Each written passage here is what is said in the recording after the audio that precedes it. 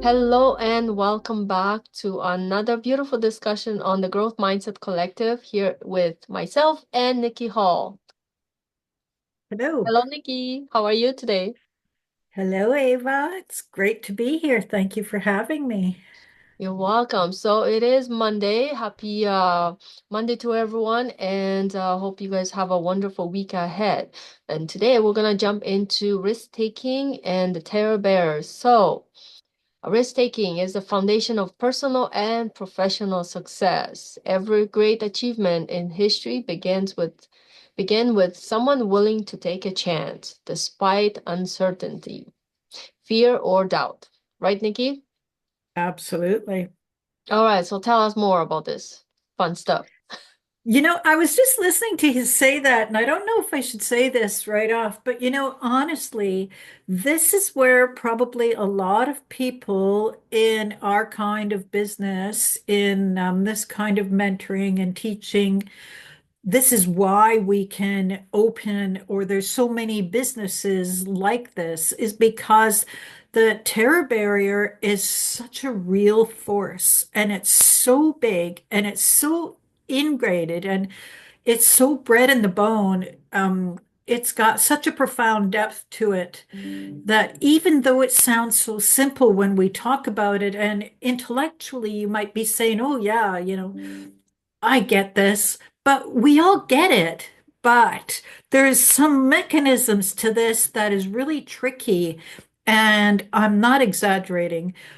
Old habits could keep us in a routine for weeks, months, years, decades, sometimes, honestly, all of our life. Like this going through the terror barrier, understanding the terror barrier, and realizing it when it's coming up, learning how to break through it and actually get to where you want to go is a real personal accomplishment. It's not something casual, even though we're talking casual. Mm-hmm.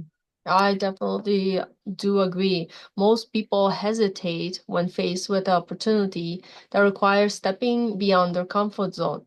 I know because probably like you, I've been through it a few times. And, it's like you hit that wall and sometimes, and it's like, do I go through it? And you keep playing that game in your mind, right? I know because like when I wanted to switch from the 9 to 5, it was a huge thing. Like it seems like nothing for some people, but when your life almost feels like it's gonna turn upside down, and it probably is in a good way, you're still in fear and doubt. What if it doesn't work? And all the bells and whistles starts firing up. It's like a firecrackers in your head. And then you actually go through it and like, man, why didn't I do that sooner? Because believe it or not, things do work out, even though we try to, talk ourselves out of it, whatever, you know. So I know that all too well. About 4 years ago, I played that game in my mind so much. Finally, I'm like, that's it. I'm doing it. It was the best thing I ever did. Yes, most of But us it go took a back. lot of changes. It took a lot of decision, changes, commitment to something new I was doing, and believing that I can move forward with this instead of like go this way and all of a sudden turn back and fall down twice as hard, right? So you gotta believe in yourself too, that you're gonna succeed. Go ahead, Nikki, I not cut you off. Go ahead. Oh, I was just gonna validate what you were saying. Most of us go back into safety, Yeah. um, but we have to do exactly everything that Ava's just saying. I want to. Whoop, sorry about that. We were in a class. Ava and I both got certified in one of our programs together. And we were in this class. I don't know if you remember this, and I'm not going to mention the lady's name, but somebody was asking a question about getting through this barrier. And she really wanted to stay in her comfort zone. Like we have the comfort zone that's really, really deceptive, or it's almost like a quicksand. area of our life, when we're trying to move into a new growth spot. And, we got the terror barrier here, we got the comfort zone here, we got us talking in our heads here, we got the comfort zone, and then we have our goal, our big goal that we want to achieve on this side. And Ava and I are trying to learn about this, and this one lady is going, yeah, but, and she's trying to validate her comfort zone and her mentality there. And our instructor that day said, well, I have homework for you. And it was like, uh-oh, Mm. right? And then she said, I want you to keep a diary of your thoughts for 3 days. And we're like, oh man, that's gonna hurt. Because you really don't realize how much you're thinking. Like you're thinking all the time, but we know how to put our pants on. We do it every day in a habit. And we don't call that bondage yet. When we're referring to the terror barrier, we have routines that we do that's as easy as that. And we call that bondage because we've been taught things and we go back to that because it's a comfortable place. But we don't realize that here's a tricky trap. You have the conscious mind, the subconscious mind, and the conscious mind creates the vibration also that you're going to put out for creation. Now, the problem here is once you put something, you intellectualize, you listen to us, you go, yeah, yeah, yeah. And as you're going, yeah, yeah, your mind is in agreement. So it puts it in agreement and it files it in your mind, so to speak, which means it goes into your subconscious mind. Hmm. Now, here's the trap. Your paradigm lives there. All the nattering that says you're no good, go back, do this, don't do it, stay comfortable, all that. Your paradigm exists here in the subconscious mind, and you just locked your yeah, yeah, yeah in there with it. And also, you locked in your subconscious mind where you create frequency. So you can easily trick yourself to say you want to get this, you want to achieve losing 10 pounds, you want to achieve changing your lifestyle, you want to achieve gaining a new step in your employment or in your money. But I could say to Ava, oh, I'd love to win the lottery, and this is what I would do with it. But she doesn't know that I don't buy lottery tickets. So what you say in front and what you mean and have locked in here you have locked in your frequency and vibration, which comes out to vibration. Vibration comes out to attraction, and attraction goes into creation. It becomes null and void because I'm never going to win.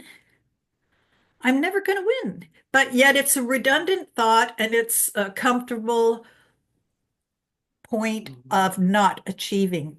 But it's comfortable. We could be walking down the street. We could talk about, oh, when I make my $1 million, you know? Yep. But you really have to be convicted. You really have to know that you have to go from your conscious mind in honest integrity, in honest massive agreement to put it into your subconscious because your subconscious locks it down. And that's what you're going to get more of. So the terror barrier also asks you for honesty. Because this wall is some of the bricks in this wall is passive conversation. And passive conversation ends up being a frequency. And that frequency goes into attraction, and that attraction causes creation. You get nothing. You get back into your comfort zone. Yeah. And I mean, that's a great way of explaining it because you have to understand things on this level too, the vibrations, the frequencies. And then we're looking at a person and their actual life. Your life is different than mine and vice versa. But when you understand the frequencies, the vibrations, what they do underneath, you you can kind of like ease your mind. It's like, oh, this is how it works. And I never, before going into, I'd never really pay attention to much of that stuff. I mean, I just thought life happens, right? But then when I went into this, I really started studying not just the program, but myself. And I'm like, okay, I manifested this. How did this happen? In what way? Was it ease and flow, or did I force it? And you can force those things happen still, but you have to put so much more work into it, and things like that. And then another thing I wanted to raise here, like for example, sometimes people have two or three kids. They want to change jobs, but they're in the comfort zone because they know this is how much they're having. This is how much it covers. But yeah, there's the other part of them is like, oh, I wish I was bringing in this much and that much. But then they go back, but I'm comfortable. What if I go here and it doesn't work out? But when you actually think about it, certain things we put on such high pedestal. It's like, why? Me Mhm. getting into the car and driving to the store could be just as terrifying as for another person going to doing something else. It's just the importance you put on something, right? So like sometimes I was like, why do we put such a high importance on one thing, but not on the other one? Hey, I could get into the car, go to the store because I really need something. I could maybe die, have a really bad accident. But I didn't even think about it because I'm so, in the flow. I think nothing is gonna happen. But here I'm going, potentially gonna get that job that's gonna pay me higher, but I'm freaking terrified. Why? you know Mhm. so a lot of it comes from old habits, the patterns, things we told ourselves maybe over and over again, or maybe something we grew up somebody was telling us. So there's a lot of different things here. That's why it's important to understand these things, understand ourselves, and really, like, you have to trust not only the process but yourself to move forward, because otherwise it's like riding a bicycle. If you're never gonna try, you're never gonna learn. And then you wonder why. It's like, look at all those kids. They're riding bikes. Me, I'm just, oh, I'm too terrified. I'm not gonna try. And then Yeah, once you do it, yeah, you fall a couple times, scrape your knee, and it's like, oh my God, it's the best thing ever. But that's just absolutely. the bicycle. And here you're looking at other things. It's like, oh, am I too big for that? Am I Mhm. not good enough to try something new? So, I mean, there's so many different things. I wanted to bring that up because I noticed sometimes too, I used to put certain things like on much higher importance. I'm like, why? It's just our brain thinks that way. I was like, you have to rewire that. Have to change the frequency, the energy. If you don't change the energy, nothing will change, right? Yeah. Well, that's a good point. Like the comfort zone and change don't aren't really good bedfellows. Yeah. They really aren't. You know, I was in a lesson with somebody and I had just experienced being in the same room as the Dalai Lama. And I was so jazzed and I really wanted to share this lesson. I really wanted to, I got it and I wanted to move it on forward. And the woman that I was sharing it with at this point looked, because she was quite transparent with me. You could almost see an adult terrible twos in her, like she really wanted to say something and it was really important.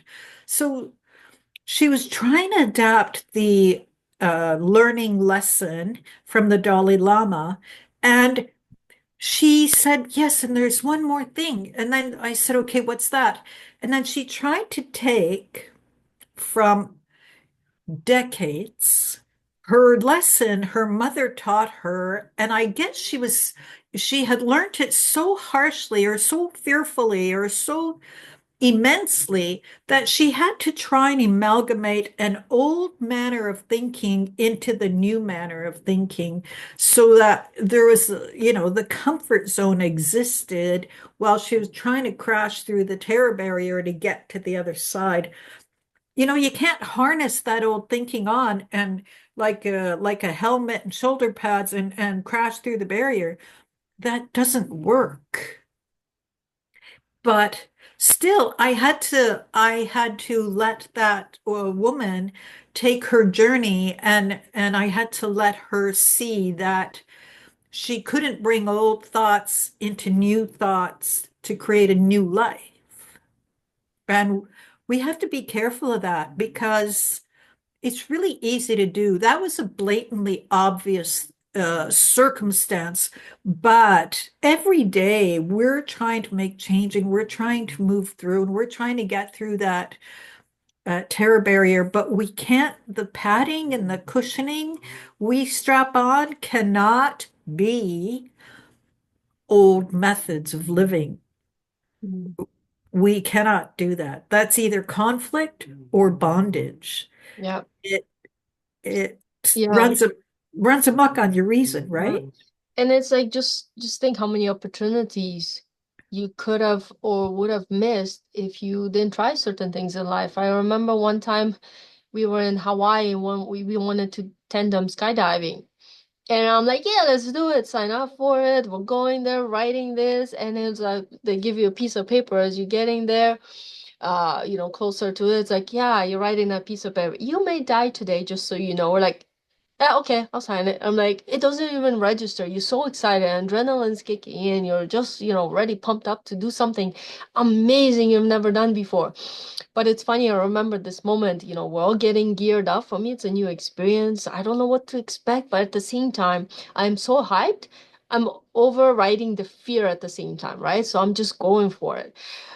But I remember the moment where, you know how sometimes you get to do a certain thing and you're either one of those people that goes first or you're one of those people who goes last.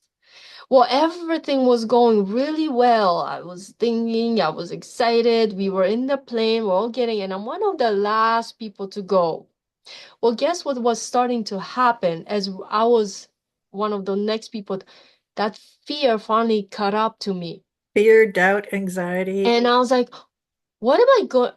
What was I thinking? What am I about to? Well, it was too late at that time. It's like, okay, off we go. I'm like, yep, but that, and off I went. I'm like, and that was just a really good example for me. It's like, wow, like, when you let your mind catch up, and then it was such a profound moment. It taught me a lot, but at this, and then off I went, right? And it was like the whole experience. I can't describe it in words, but the part when you're flying down and diving, but then when you release um the thing, that was the most Shoot. majestic moment in one of my life. I had two majestic moments in my life. I kind of take it back from the movie, the bucket list, I think. Okay. um and he's like, did you ever experience a majestic moment in your life? And for me, that was one of them. The other one I had was in France, but I remember all these things hitting me all at the same time. The excitement, the fear of a sudden, the everything. And all of a sudden, I let go of everything. I was safe. I landed. I was like, wow, what an experience. But you learn a lot about yourself. You learn a lot about the experience. And now when I'm learning these things, I was like, wow, I understand it so much better, and it was amazing. But it relates to a lot of other things, of course, in my life too. But yeah, No, that moment when you're about to run the other way, but there's no room to go, and you go forward, and then you realize it's the best thing ever. Ava, you hit on so many things in that story. Now, this is why you want somebody like Ava teaching you, because she's gone through the steps, she's taken all the steps, and she lives in a lifestyle now, is where you want to get to. You want to live in a lifestyle now where you see exactly what's going on, like she said. And because she's gone through so much of this, she recognizes it, and now she knows herself so well that she can break through that terrier barrier as an exercise Yeah. and get to the other side. And that there is a lot, oh, I'd have to say, in the 90s, 90% of the people don't do this, don't exercise this knowledge, don't practice getting themselves through it, and they just don't get anywhere. You know, I've you always was driven to live.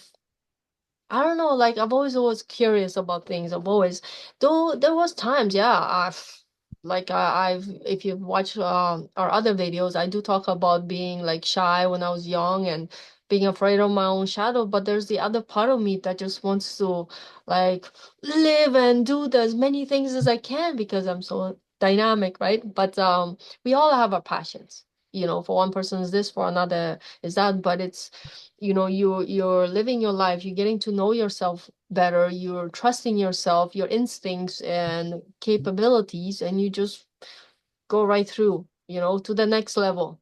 It's kind of like a Absolutely. game. Terror barrier, conquering the terror barrier, you said a lot of things there again, but I'm going to pick up the one thing, and that is know yourself. Know yourself so that you can equip yourself to break through the terror barrier and you can gain the goal. You can become the person that you are intended to be. Yeah. I know it sounds simple, but it really isn't. You need work. We all need Yeah. work. Yeah. And life always throws us things, lessons, experiences to learn from. As long as we keep moving forward, it's not always easy. That we all know. But how much do you want something and why? Why do you want to accomplish it? And if your why is big enough, go for it, you know. Um, Absolutely. so what are you holding back from, our dear listeners? Think about your life right now. Are you avoiding a risk because of fear?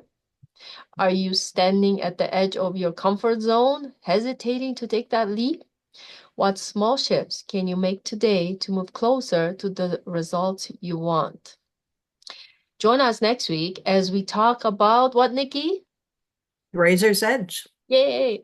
So, till then, ponder on these questions, and we'll see you guys next week at 2 p.m. Mountain Standard Time.